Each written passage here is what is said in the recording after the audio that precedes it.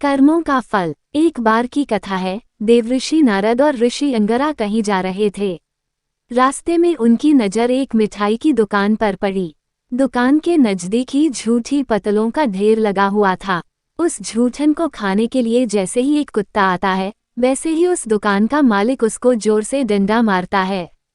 डंडे की मार खाकर कुत्ता चीखता हुआ वहां से चला जाता है।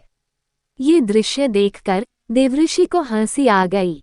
ऋषि अंगरा ने उनसे हंसी का कारण पूछा। नारद बोले, हे ऋषिवर, ये दुकान पहले एक कंजूस व्यक्ति की थी। अपनी जिंदगी में उसने बहुत सारा पैसा इकट्ठा किया और इस जन्म में वो कुत्ता बनकर पैदा हुआ और ये दुकान मालिक उसी का पुत्र है। देखें, जिसके लिए उसने बेशुमार धन इकट्ठा किया, आज उसी के हाथों से उसे झूठा भोजन भी नहीं मिल सका। कर्मफल के इस खेल को देखकर मुझे हंसी आ गई। मनुष्य को अपने शुभ और अशुभ कर्मों का फल जरूर मिलता है, बेशक इसलिए उसे जन्मों जन्मों की यात्रा क्यों न करनी पड़े।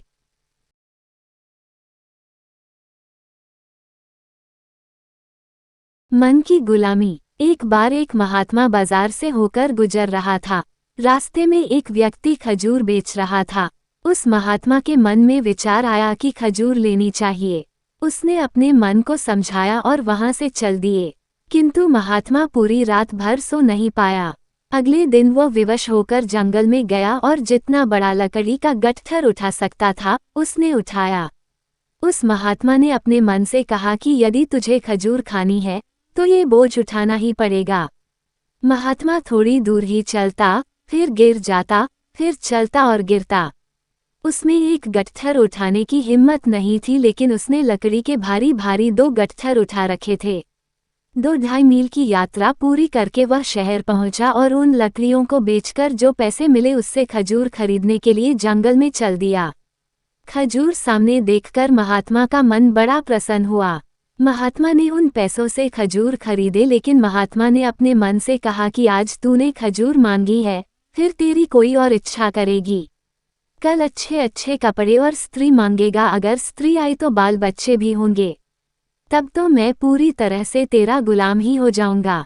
सामने से एक मुसाफिर आ रहा था। महात्मा ने उस मुसाफिर को बुलाकर सारी खजूर उस आदमी को दे दी और खुद को मन का गुलाम बनने से बचा लिया। यदि मन का कहना नहीं मानोगे तो इस जीवन का लाभ उठाओगे, यदि मन की सुनोगे तो मन के गुलाम बन जाओगे।